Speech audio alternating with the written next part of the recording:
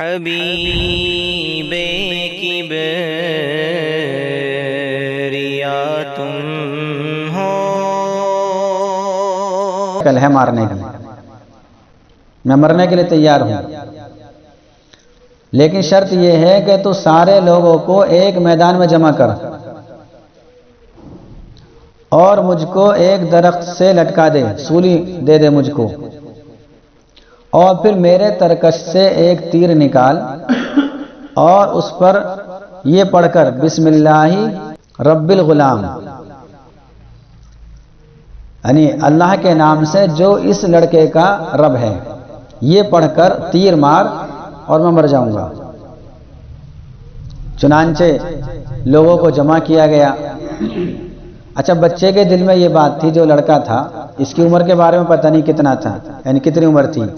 لڑکے کے لفظ سے اور غلام کے لفظ سے معلوم ہوتا ہے کوئی زیادہ بڑا نہیں تھا، یہ زیادہ زیادہ نوجوان ہوگا، اس سے زیادہ نہیں۔ تو اب یہ لڑکا، اس لڑکے کو سولی دی گئی اور سارے لوگوں کو اکٹھا کر لیا گیا۔ اس لڑکے کے دل میں یہ خیال آیا تھا کہ یہ مجھے مارنا چاہتا ہے اور میری منشا یہ ہے کہ دین پھیل جائے، مروں گا میں پھر بھی اور پھر بھی، اس کے ہاتھوں نہ مروں گا تو اللہ تعالیٰ مجھے موت دے دے گا۔ بہتر یہ ہے کہ میں ایسا طریقہ اپناؤں جس کی وجہ سے لوگ ایمان میں داخل ہو جائیں۔ اب تک تو ایک ایک دو دو ہو رہے تھے داخل، اس لیے اس نے یہ تدبیر کی تھی۔ تو بہرحال سب لوگوں کو اکٹھا کیا گیا اور بادشاہ نے سب لوگوں کے سامنے کسی کو متعین کر دیا۔ اس نے اس کے ترکش سے تیر نکالا اور اس پر یہی کلمات پڑھے، بسم اللہ رب الغلام، کہ اللہ کے نام سے جو اس لڑکے کا مالک ہے، رب ہے، یہ پڑھ کر تیر مارا، اس کی کن پٹی پر تیر لگا اور اس نے اپنا ہاتھ یہیں رکھ لیا، یہ ادھر لگا ہو یا ادھر لگا ہو، بہرحال یہاں لگا ہے، تو اس نے اپنا ہاتھ یہیں رکھ لیا اور مر گیا۔ اتنا سننا تھا، جتنے لوگ مجمع میں تھے سارے کے سارے ایمان میں داخل ہو گئے، چونکہ سب نے سن لیا کہ جو الفاظ اس تیر پر پڑھے گئے ہیں اس میں تو اللہ کا نام ہے۔ تو سب نے فوراً یہ کہا آمنا برب الغلام، ہم اس لڑکے کے رب پر ایمان لے آئے۔ جب یہ خبر بادشاہ کو پہنچی کہ سارے کے سارے ایمان لے آئے، کسی نے کہا کہ اب تک تو ایک ایک دو دو ایمان لا رہے تھے، تم سے وہ برداشت نہیں ہوا اور تم نے اس لڑکے کی چالاکی نہیں سمجھی، تمہارے اندر عقل نہیں تھی۔ اس نے جو اپنی جان دی ہے اس کے اندر تدبیر یہی تھی، مصلحت یہی تھی کہ سارے لوگوں کے سامنے یہ کلمہ بلند ہو جائے اور یہ الفاظ آ جائیں، اللہ کا تذکرہ آ جائے، جس کی وجہ سے لوگ ایمان میں داخل ہو جائیں، اور تم اس کی چال میں پھنس گئے، سارے لوگ ایمان میں داخل ہو گئے، اب کیا کرو گے؟ جب بادشاہ نے یہ بات سنی تو اسے غصہ آیا، اور آنا ہی تھا۔ اس نے اعلان کر دیا کہ شہر میں جگہ جگہ خندقیں کھودی جائیں، گڑھے کھودے جائیں اور ان کو آگ سے بھر دیا جائے۔ جب خندقیں کھود دی گئیں، آگ سے بھر دی گئیں، تو اب لوگوں کو بلایا گیا کہ یا تو ایمان سے پھر جاؤ یا پھر آگ میں جلنے کے لیے تیار ہو جاؤ۔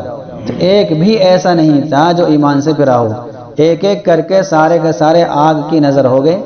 ایک عورت تھی، اس کے گود میں دودھ پیتا بچہ تھا، اس کے دل میں تھوڑی سی جھجک سی محسوس ہوئی بچے کی خاطر، تو دودھ پیتا بچہ بولتا ہے کہ اماں جان، الفاظ ہیں احادیث کے اندر، اماں اصبری فإنکی علی الحق، کہ اماں جان تم صبر کرو اس لیے کہ تم ہی حق پر ہو۔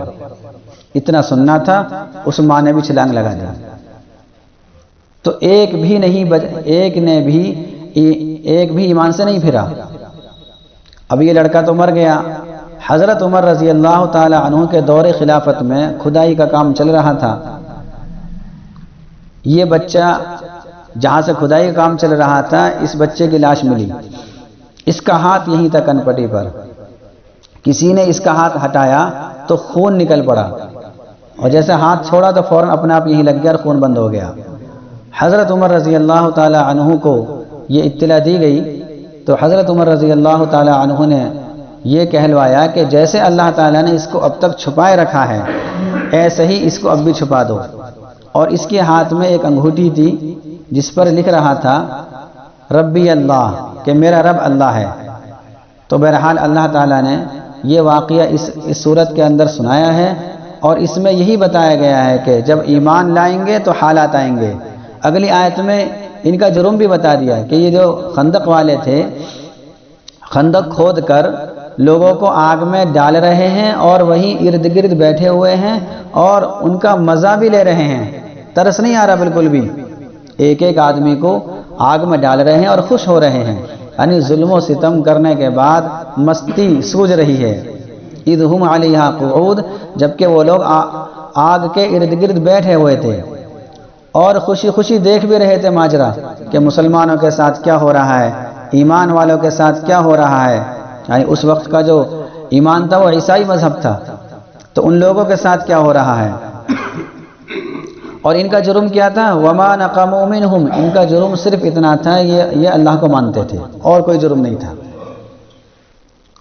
بعض کتابوں میں آتا ہے کہ ان لوگوں کے ساتھ بھی پھر اچھا نہیں ہوا، یہ تو مسلمانوں کو اور ایمان والوں کو جلا رہے تھے، اور 12,000 کی تعداد لکھی ہے کہ 12,000 لوگوں کو آگ کی نظر کر دیا، اس علاقے میں جتنے تھے سبھی کو مار دیا۔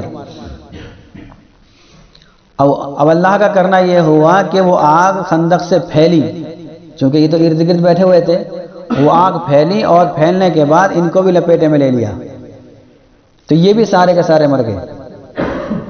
تو اللہ تعالیٰ کی خاطر جب کوئی اپنی جان گنوا دیتا ہے تو اللہ تعالیٰ دنیا ہی آخرت میں اس کے لیے بہت اچھا انجام طے کر دیتا ہے، اور جو ظلم و ستم کرتے ہیں اللہ تعالیٰ دنیا ہی میں ان کو سزا دے دیتا ہے، اگر دنیا میں نہیں تو آخرت میں ضرور دے گا۔ تو اس لیے ہمیں بھی یہی سبق ملتا ہے کہ ہم دین پر مضبوطی کے ساتھ ہم جمے رہیں، حالات آئیں گے، حالات تو آتے رہتے ہیں، اگر ہم جمے رہیں گے اللہ تعالیٰ ہماری مدد کرے گا۔ اللہ تعالیٰ مجھے بھی اور آپ سبھی حضرات کو ان تمام باتوں پر عمل کرنے کی توفیق نصیب فرمائے۔